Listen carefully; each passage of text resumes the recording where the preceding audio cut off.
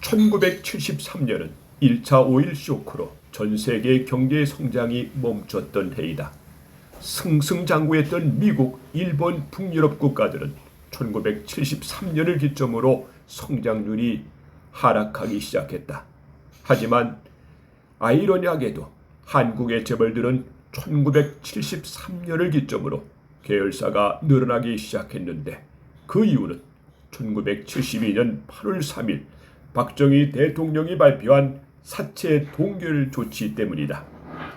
믿기지 않겠지만 지금 대한민국을 이끄는 대기업 현대와 삼성과 LG 같은 기업도 그 당시엔 모두 사채 빚에 허덕이며 밤마다 부도를 걱정하면서 회사를 운영해야 했다. 은행이 돈이 없었기 때문이다. 그 당시엔 국민들은 저축을 할 여유가 없으니 은행엔 돈이 없었고 대부분의 돈은 일제시절부터 어둠의 방법으로 돈을 끌어모은 사채업체들의 대한민국의 돈을 소유하고 있었고 당시 대한민국에서 기업을 하려면 이들에게 돈을 빌리지 않고는 사업을 할 수 없었다. 당시엔 사채에 대한 규제도 없었으니 이자는 매우 비싸고 기업이 열심히 일해 사채업자들에게 돈을 가져다 주는 꼴이었다. 하지만 사채업체들은 조직폭력배는 물론 유럽 정치인들과 연계되어 대한민국을 장악하고 있었기 때문에 그 누구도 손을 댈 수 없었다. 박정희 대통령은 전 세계적인 불황 속에서 기업 활성화를 위해 사채 빚을 해결하지 않으면 안 된다고 판단, 1972년 8월 3일 전격적인 사채 동결 조치를 발표했는데 이는 지금까지 기업들이 사채업체에게 빚졌던 계약관계를 모두 무효로 만든 것이다. 이는 분명히 반민주적이고 폭력적인 조치였다. 사채업체들의 권리를 빼앗은 것이다. 하지만 사채빚 때문에 어려움을 겪었던 기업들은 환호성을 질렀다. 하지만 야당과 일부 언론은 독재라며 박정희 대통령을 비난했고 사채업체들의 저항도 극심했다.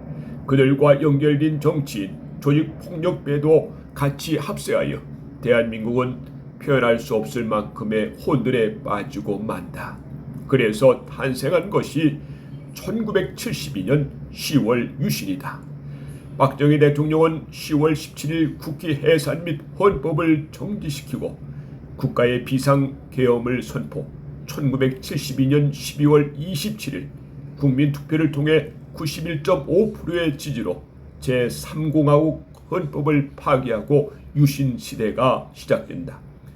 그 결과 지하에 숨어있던 돈은 은행으로 들어갔고 기업들의 자본시장을 통한 자금 조달은 1971년 39억 원에서 1973년 545억 원으로 급증했으며 1973년 1분기 GNP 성장률은 전년 대비 19% 상승했다.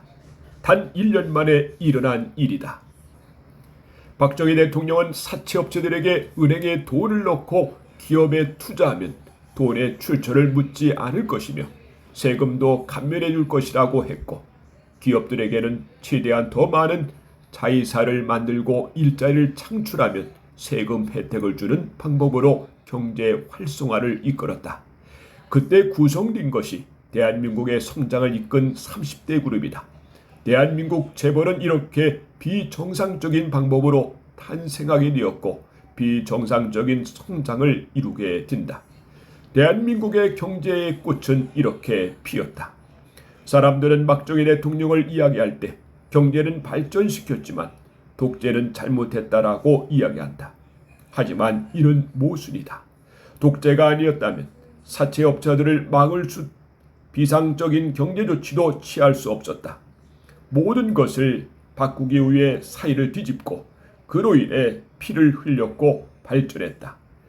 단순하게 잘한 것, 못한 것으로 구분할 수 있는 것은 아니다. 박정희 대통령은 말했다. 내 무덤에 침을 뱉어라. 그는 사채 동결, 유신 독재와 같은 비정상적인 조치를 통해서라도 기업을 활성화시켜야 한다고 생각했고 나라의 백년 대계를 위해 모든 비판을 감수하고 독단적으로 나라의 정책을 추진했다. 그는 그것이 옳다고 믿었다. 그리고 현재 부국 강병을 이룬 대한민국이 있다. 역사에 만약이라는 것은 없다. 결과만 있을 뿐이다. 혼란의 시대를 겪었고 찬란하게 성장했다. 인류를 발전시키는 것은 다수의 궁중들이 아니라 소수의 천재들이다. 연료가 없는 자동차는 움직이지 않는다.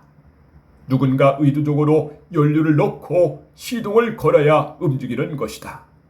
한국이 이뤄낸 경제 발전은 한강의 기적이 아니며 한국인들이 뛰어나서도 아니다. 소수의 천재들이 있었고 그들은 귀한 지도자가 있었을 뿐이다. 한국의 기적은 경제 발전이 아니라 박정희 대통령이라는 존재이다. 그러한 천재 같은 지도자가 있었기에 기적 같은 부국 강병을 이끌어낼 수 있었다. 돌아보라. 지난 세월의 배고픔과 아픔과 슬픔들을 보릿고개를 지나온 6, 70년대여 지금 이게 나라라고 살고 싶은가? 마음을 가다듬고 차분히 생각을 해봅시다. 정말 누가 옳은가를. 오늘 또 위정자들은 정신 차리고 국가 발전에 노력하는 주말이 되시길 응원합니다. 감사합니다.